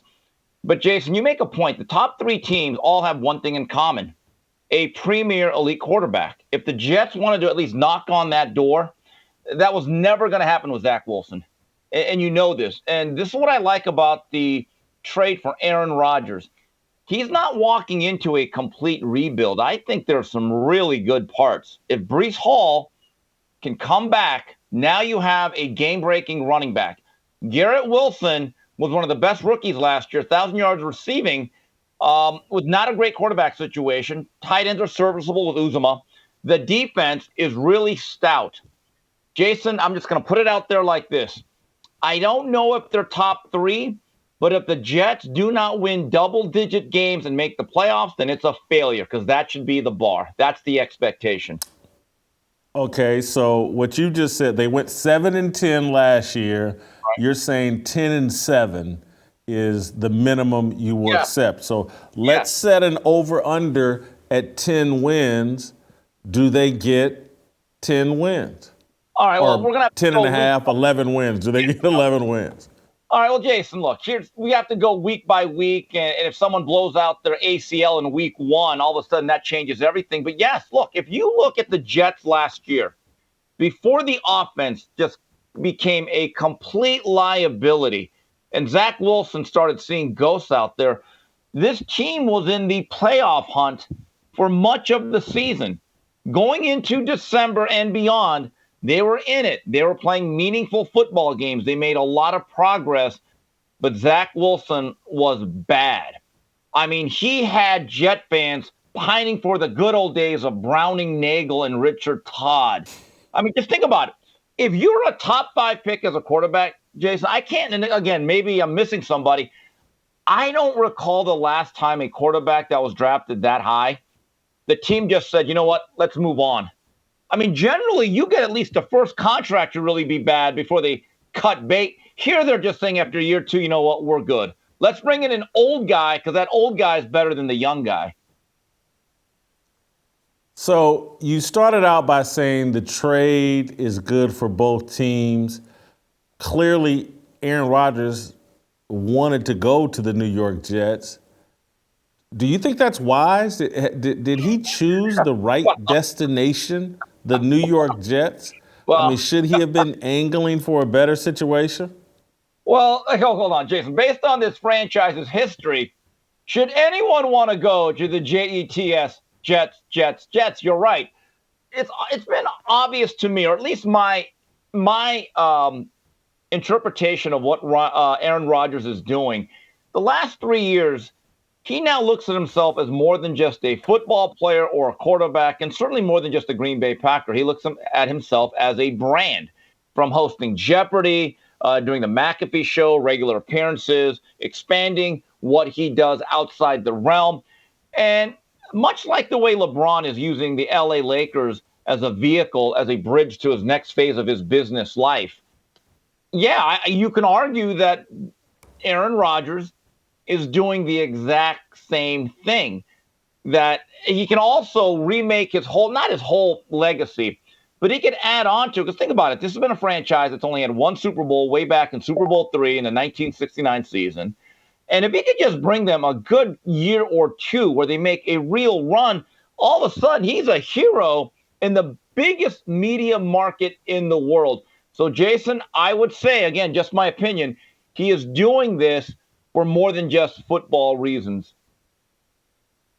All right, I want to move on to an NBA topic. Phil Jackson said what all of us have been thinking about the NBA.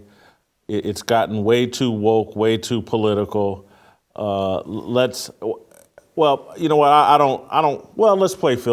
the Phil Jackson clip. Some of the guys I coached, they're talented, Phil. They're really talented players. I know, but I'm not enjoying the games. That's too bad. There's a new generation that'll like it. They'll like the game. So. Do you still watch a lot of basketball or? No, I don't. Tell me about that. When and did you stop immediately from the time you stopped coaching? No, I didn't.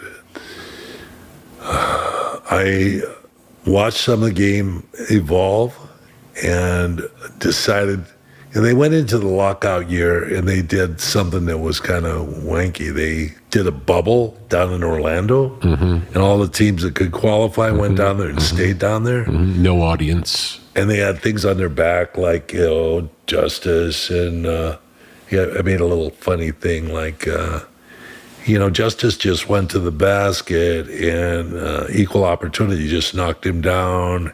And somebody had another name for a guy who has jersey in the back of a jersey, had some other slogan. So my grandkids thought that was pretty funny to play up those names. So I couldn't watch that. And the Lakers won, actually. They won that year.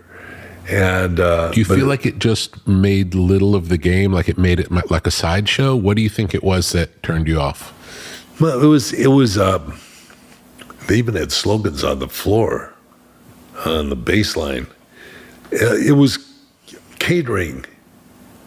It was trying to cater to an audience or trying to bring a certain audience into play, and they didn't know it was turning other people off. People want to see sports as non-political. We've had a lot of different type of players that have gone on to be like, Bill Bradley was a senator, number of baseball players been representatives and senators and political, but their politics stay out of the game. Yeah, it's separate. Doesn't need to be there. Yeah.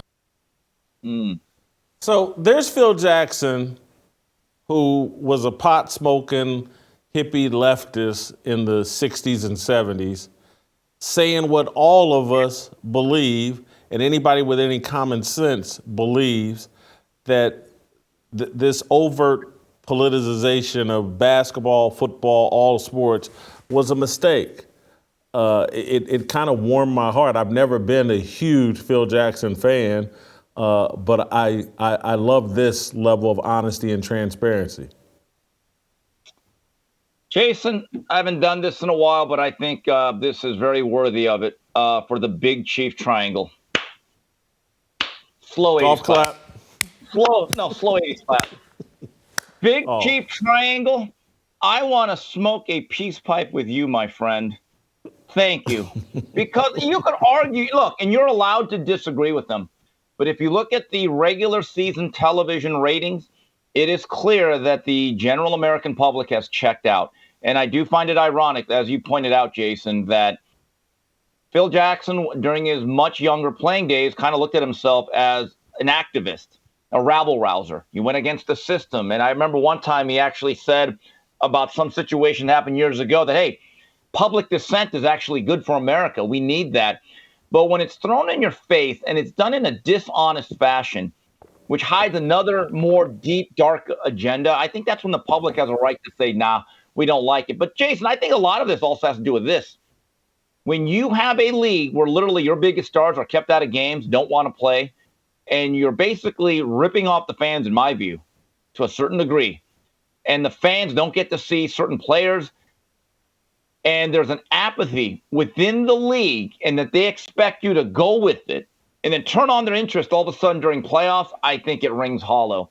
And I give Phil Jackson a lot of credit, but it's also an example that when you're done working and you have FU money, oh my God, it's the greatest liberation. It truly is the greatest liberation. And I thought what was funny was Jalen Rose, the Malcolm X light. Well, we're about to play that. Hold on, you're getting ahead of yourself. You're getting ahead of yourself. Go ahead, take it over. Let's play the Jalen Rose clip. Who, guess what? He played the race card. What a surprise! Let's watch. You can't make this up. Hall of Fame coach and 11-time champion Phil Jackson claims to have stopped supporting the NBA because it became too political when it went into the bubble and was catering to certain audiences by putting slogans on the back of jerseys and Black Lives Matter on the floor. The same Phil Jackson that won championships with some of the greatest black athletes in the history of the game. Michael Jordan, Scottie Pippen, Shaquille O'Neal, Kobe Bryant, made millions on their backs and off their sweat equity. You're sitting up watching a game with your grandkids and y'all think it's funny when justice passes the ball to equal opportunity? When somebody shows you who they are, believe them. So stop watching forever. So let me just say this. Jalen, you showed me who you are. You're an idiot. I believe you. Now the floor is yours. Yeah, well, the thing was, he's like, his new thing is being Malcolm X light. And by the way, Jalen, Phil Jackson isn't watching. Bottom line, he's made it clear. I'm not watching either, along with millions of other Americans that used to love that fine league that was built by Magic, Bird, and, of course, the irrepressible Michael Jeffrey Jordan. What I don't understand is for Jalen to use that whole thing about, well, it's built off the backs of black men. Okay, this is the same guy that went to and I just learned this term recently because of the whole Ed Reed, Deion Sanders. He went to a PWI, didn't he, Jason? He went to the University of Michigan Fine Academic Institute. Isn't that one of those Caucasian colleges? It's not Grambling or Bethune-Cookman. It's funny. All the activists, if you look at their background, so let me see here. You went to Michigan, right? I'm guessing that your agency, who represents you? I mean, what's their racial makeup? Not that it matters. I'm just saying. So when he says this, and then, what have you really done? I mean, there's a lot of distressed businesses. Like we just recently saw Walmart close in Chicago. I guess after 17 years, they just said, okay, we've had enough. And I know that he's done a school. I will give Jalen credit for that. He's done a school, I believe, in Detroit. But a lot of these guys that make these comments, they don't do anything themselves for the black community. They always talk about the work of the black men propping up men like Phil Jackson, which I guess you could kind of make that analogy, but I'll be very honest about it. The Lakers and Shaq O'Neal and Kobe needed Phil more than Phil needed them. And then I'll explain to you why. Because if you go back, Shaq came to the Lakers in the summer of 1996. It was not working out. They kept getting blown out by smarter, more intelligent teams that did not have the athleticism, but they knew how to play basketball, namely the Spurs and the Jazz. And I remember in that 98-99 season, which really cratered, I said, geez, this is going to be a wasted run. But there was one coach that could really make everything happen. and make sure that that man, the big dominant guy underneath, and this prodigy by the name of Kobe Bean Bryant could come together. You could say whatever you want, that players win. You're absolutely right. But without Phil Jackson, those two do not win together. So don't make it sound like Phil Jackson just hitched his wagon to them. That was a relationship that was beneficial to everybody involved. So again, this is unbelievable. I would say once again, yes, I'm going to say it. That is on the Mount Rushmore of the dumbest things Jalen Rose has ever stated. That's an impressive Mount Rushmore because there's a lot of dumb stuff in there. And the whole national park. Jalen spends most of his time high, and he's lucky he lives in a society where we platform tall idiots and treat them as if they have something important to say. Because if Jalen Rose were 6 feet, he'd be bagging groceries somewhere in Detroit, or hey, hi, may I help you at some drive-through window? And I say that in all seriousness. And I've known Jalen since he was 19. The more money he's made, the dumber he's gotten. He was actually smarter and more down-to-earth and more authentic at 19 than he is at 47, 48, whatever he is now, maybe 50. I can't remember, but he's not authentic. He's not smart. He goes on TV, he goes on social media and just says dumb stuff that has no authentic. Anybody with a brain knows that everybody was laughing and no one was taking serious all that messaging and sloganeering the NBA was doing. Phil Jackson just told you if it landed that way with a 1960s liberal, how do you think it landed with the rest of America, including Black America? This kind of pointless gesturing that athletes love to do. Phil Jackson just called you out on it, and it proved your stupidity. None of that did anything to improve America, help people understand. You got hoodwinked by a bunch of 3 black lesbian Marxist, communist idiots. That's who you caped up for, Jalen Rose, LeBron James, and all the idiots in the NBA. You got played. Suckers. Yeah. All right, let's move on. Go ahead. Give your final comment. Real simple. The bottom line is modern-day activism, especially when it comes to athletes and celebrities, has been reduced to hashtags and T-shirts. No real action. Really that simple. And that's why it rings hollow with much of the American public.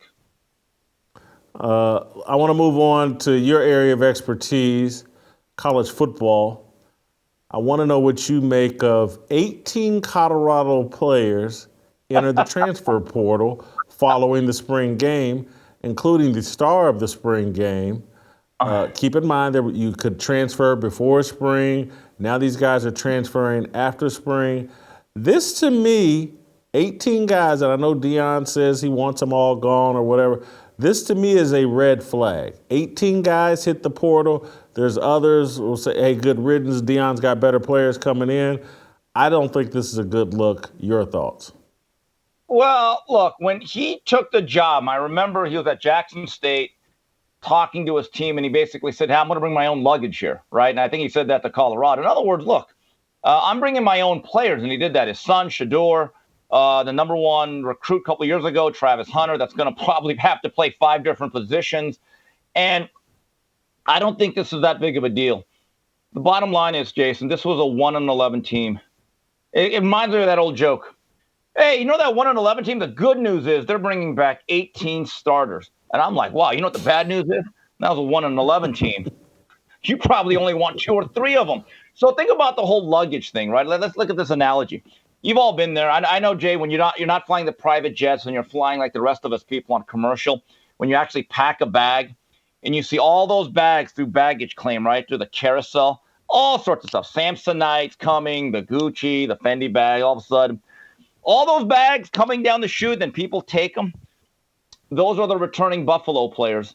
This is the Buffalo Stampede of 2023. The reality is, what Deion is doing is expediting the rebuilding process. And it reminds me of Jimmy Johnson. I've told you this in 1989. He felt as though, look, if I would have kept Randy White, Ed Too Tall Jones, and Danny White, I could have squeezed out maybe 4 to 5, 6 victories. But it was never going to go where I needed to be with these players. So maybe he's saying, you know what, even if I go 0-12 this year, I'm going to take my lumps, but I got to get my guys in there completely. I don't actually disagree with what is happening or what he's doing based on his previous comments. I don't have a retort for that. We're just going to have to wait and see. Listen, it's 1-11. What do you think? I got it. They're not losing Eric Bieniemy. They're not losing Alfred Williams. They're not losing Deion Figures or Rashawn Solomon. Salam, excuse me. I get it. There are coaches, good coaches, that show up and make good players great, mediocre players good, bad players serviceable. There are coaches that do that. And there are coaches, again, when you come in and take over a college program, there's going to be guys leave. There's no question. And some of that is healthy and good. But I'm not, Deion right now has a blank check. And what I mean by blank check is he can go 0-12 and everybody's going to blame the previous regime. Yeah. That would not be the case if Nick Saban showed up. Yeah. They wouldn't be satisfied with 0-12. They wouldn't. They would expect, Nick Saban, it's going to be bad, but we'll win 3 or 4 games. And maybe that's what will happen with Deion. Maybe they'll win 3 or 4, and it'll be an impressive season. But Jason, the expectations are pretty low right now. You're right. But with Nick Saban, who was a pretty doggone good coach, maybe the greatest that ever was, right? He had already won a national title at LSU in 2003, had built that program back into prominence, had that short stint with the Miami Dolphins. So he's already an experienced coach. I think much more experienced at that level than Deion, right? Keep this in mind. In 2007, he goes to Alabama. All that hoopla, roll tide. They went 5-6 that year, and they lost to University of Louisiana Monroe at home. So it happens. It happens. I think Deion understands what he is. What's his strength as a coach, Jason? Probably not the X's and O's like Nick. Probably talent acquisition and the ability to recruit. So maybe he's saying, you know what, if that is my strength, let me get some experienced coordinators, and I like what they're doing offensively with the tempo. Let's just bring in all my new guys, and let's start this thing as quick as possible. So I want to move on to your favorite topic and mine, Angel Reese. Angel Reese, the LSU superstar who scored 15 points on putbacks in the national championship game and somehow became the greatest athlete in the history of LSU, according to Shaquille O'Neal. Angel Reese has said something interesting and something that I think is true. She has somewhat jokingly, but has complained that Shaq's comments calling her the greatest player in LSU history, the greatest athlete in LSU history, has put too much pressure on her. And I think she's exactly right. Shaq has said he doesn't give a damn, but I actually think she's exactly right because he's placed the bar so high, and then when people actually watch her play and figure out, well, she's not that skilled. This isn't Cheryl Miller. This isn't Caitlin Clark. This is a tall girl who gets rebounds and puts them back in the bucket. And people are going to figure out that she certainly isn't Joe Burrow. She's not OBJ. She's not Shaquille O'Neal. She's not Pete Maravich. She's a tall girl that matters a whole lot in women's college basketball. I believe Shaq's comments are going to backfire against Angel Reese once people actually watch her play. You know, there's an old phrase, uneasy lies the head that wears the tiara. And Jason, I couldn't agree more. I think that this is an admission from her. I'm not the greatest athlete in LSU history. She isn't. I mean, we went through a litany of LSU Tigers that we would put above her on the list. And you're right about her game. I'll disagree a little bit. Look, is she Caitlin Clark? No, but she was a pivotal player on the national championship squad. So that matters. That gets 15 points. 15 points. Okay. All right. So, but anyway. 15 points. And you're right. And I think people are going to be expecting Cheryl Swoops or someone of that ilk, and they're going to watch her game. Cheryl Miller. Cheryl Miller, or the great Lisa Leslie from Morningside High. Shout out to L.A., Inglewood. Anyway, so they're going to be like, huh? That's it? But you know what? When she won this award and got all those plaudits and they won the title, for about 2 weeks during her 15 minutes of fame, she was out there everywhere. And she was capitalizing on her hard work, which she had the right to do. But with that, Jason, doesn't that come some responsibility that when you place yourself on that perch and you just say, you know what, I am her, well, people are going to have expectations. So I am glad that Shaq made up for his pandering by flat out saying, you know what, no, you have to live up to this now, because you are right. She is now on the spot. I want to talk a little bit about C.J. Stroud. It's draft week. The draft is on. The NFL draft is on Thursday. C.J. Stroud, considered the second best quarterback in this draft after Bryce Young by many. The Houston Texans apparently are going to pass on potentially taking him at number 2. And a source is saying there's a lot of bad blood between C.J. Stroud's agent, David Mulugheta, and the owner of the Houston Texans, Cal McNair. David Mulugheta, of course, is the agent for Deshaun Watson, who sat out for a year, forced his way out of Houston. David Mulugheta played the race card on the Houston Texans. And so there's reports that the Texans have taken C.J. Stroud off their draft board because they don't want to re-engage with David Mulugheta. I don't blame the Houston Texans for that. I think it's a wise move. So they couldn't massage that situation. That's what you're telling me. Okay, here's the thing.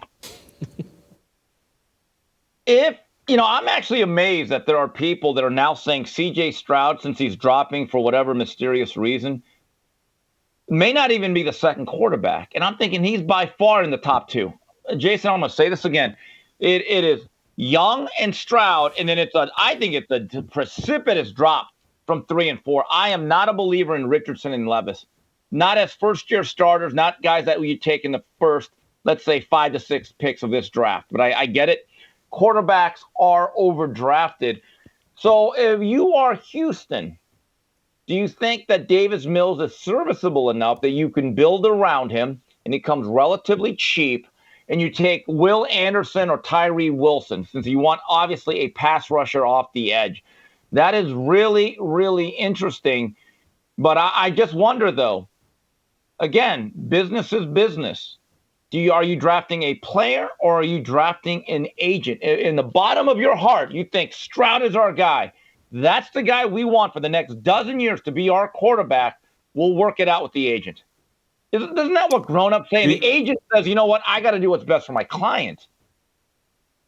David Mulugheta has a history that goes beyond Deshaun Watson. He was also Le'Veon Bell's agent when Le'Veon ruined his career. Yeah. Set out in pursuit of more money and was never the same player since. David Mulugheta is a bad agent. And I know people, hey, he got Deshaun Watson the bag, and he did. Give him credit for that. But Deshaun Watson's reputation and David Mulugheta's reputation, that might be why C.J. Stroud, despite his talent, if he had a different agent, he might go higher in the draft. Well, this is why you need a low-key, milquetoast guy like Drew Rosenhaus. Just a guy that doesn't make any waves, doesn't speak. Did you see that? Did you see that HBO Real Sports feature on Drew Rosenhaus last week? I thought it was great. I remember for 20 years he was banned at his alma mater, University of Miami, because he was poaching all the players, him and his brother. So last year when I went to a spring practice, and this is how much college football has changed. So I'm walking in with my buddy, and we're going through the Schwartz Center to the indoor practice facility, and I see Rosenhaus. And not only was he at practice, he had a credential because of the NIL thing. This thing has completely changed, but I will say this about Drew Rosenhaus, and I know that people don't like him. You are right. I have actually never heard of a team saying, well, we're not going to draft the guy because of Drew Rosenhaus. They might say, oh, my God, we got to deal with this pain in the ass. but they never take a guy off the board for him. So I do find that interesting. I want to move back to the NBA. And this was, Doc Rivers made these comments last week as related to Joel Embiid and him getting suspended for kicking someone in the groin or getting ejected, whatever that was. Doc Rivers argued that the NBA needs to look in to players being goaded by second-tier players, that elite players, superstars, getting goaded, taunted, picked on by less significant players. And LeBron James and the whole Dylan Brooks thing has come up as another example of this. Do you think that the NBA should take steps to protect its superstars from guys like Dylan Brooks and other non-elite players? I think it would be a mistake. I think it's one of the few things I enjoy. LeBron, people were writing about all the guys that have picked on LeBron James throughout the years, including Lance Stevenson and blah, blah. This whole protection of these elite athletes, and you can't taunt them, you can't heckle them from the stands. Now, Doc Rivers is arguing, other NBA players can't try to get into their heads and mind spaces. Your thoughts on the protection of these very fragile elite athletes? I mean, Doc should be charged with malpractice. Doesn't he have a 3-1 lead to blow or something? I mean, Doc, what do you think's been going on with the league? For about 50 years, they've been protecting the stars to a certain degree. They get the call. They get treated differently. They never foul out of big games. And again, I'm going to sound like that old guy again, but when Michael Jordan had to go through the Pistons, they weren't protecting him really all that much. He got butchered. I remember every time he came across that lane, guys like Mahorn, Lane Beer, Sally, Buddha Edwards, they were hitting him right in the face. And you know what they used to call it? A foul. They'd say, get up and take your 2 free throws. I'm not saying we're ever going to get back to that, but this whole notion that somehow that the elite players don't get a special treatment, I think is so divorced from reality. I don't get it. And by the way, every team has a theoretical star, but the real elite guys like the LeBrons and the Kevin Durants, that's why you have certain guys like Dylan Brooks. And this goes all the way back to the 80s. You have an agitator like an ML Carr for the Celtics. Us Laker fans hated him. I mean, every time we saw him trying to agitate Magic and waving the towel, we wanted to punch the guy, but it was all love. But I'm just saying, why are we taking that element out of it? Last I checked, I get it. Professional sports is entertainment. But at its core, it is still competition. If now you're taking one of the barriers away from the very best players in the world to make it easier for them, because you don't want to get under their skin, you don't want to hurt their feelings, that's another step in the direction where the general public will say, you know what, just choreograph the NBA Finals, have LeBron against any other team in the other conference, but we're not going to watch it. Finally, Steve, we're going to turn to your real area of expertise, boxing. Ryan Garcia, in my view, quit against Tank Davis. And the liver shot was just too delayed for me. It was too delayed. If he had gone down a second earlier, I would have been good with it. But there was an extra beat where it just looked to me like he said, you know what, I can't beat this guy.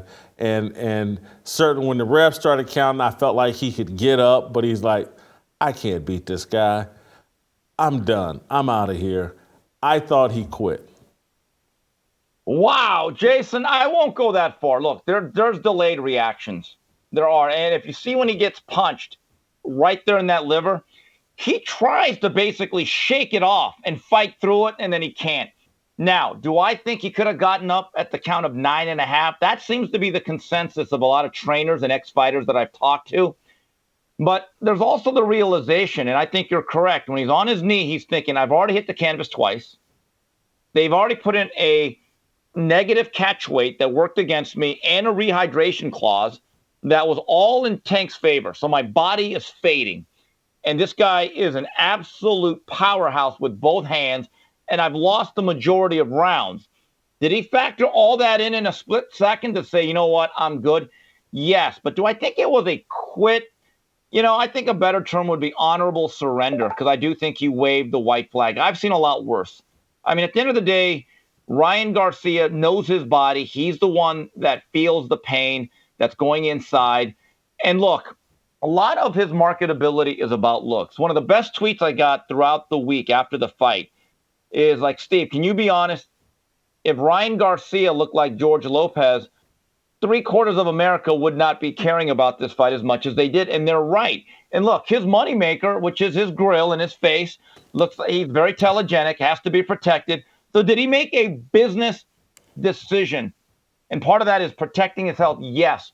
But with that being said, I think Ryan Garcia was kind of exposed. He's not an elite talent, got a lot of athleticism. He's very flashy.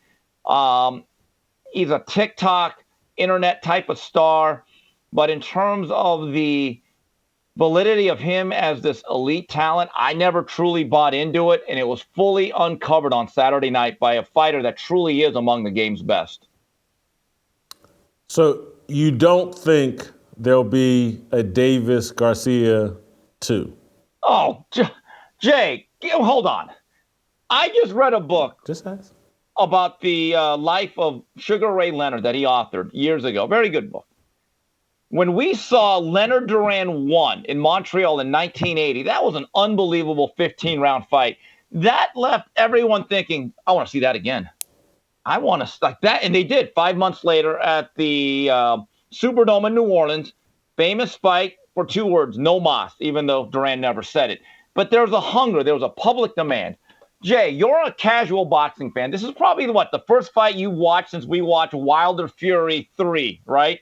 Am I wrong in that? Yeah. You're not exactly a hard. You're out. You're right. You're not exactly Black Nat Fleischer. Be honest. When that fight happened again, and it did big business, I'm hearing the pay-per-view did very well. Tickets went for a lot.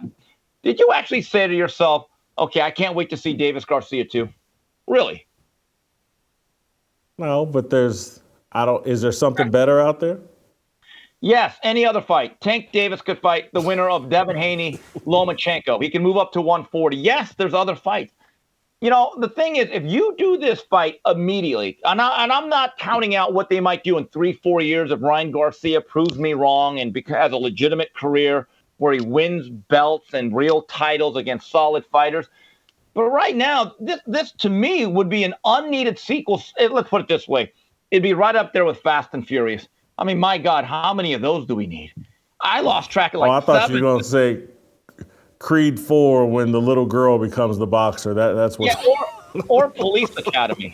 I mean, God, how many Police Academy? I mean, seriously, I'm watching the TV a couple days ago, and there's some Fast and Furious commercial. I said another one. I'm thinking, was it 8 or 9? It said 11. 11. But you know what? I think I'd rather see Fast and Furious 11 right now than Davis Garcia 2. It just was not competitive enough, in my view, to warrant an immediate rematch. Great job. Thank you. We'll play some tomorrow. We'll see you tomorrow.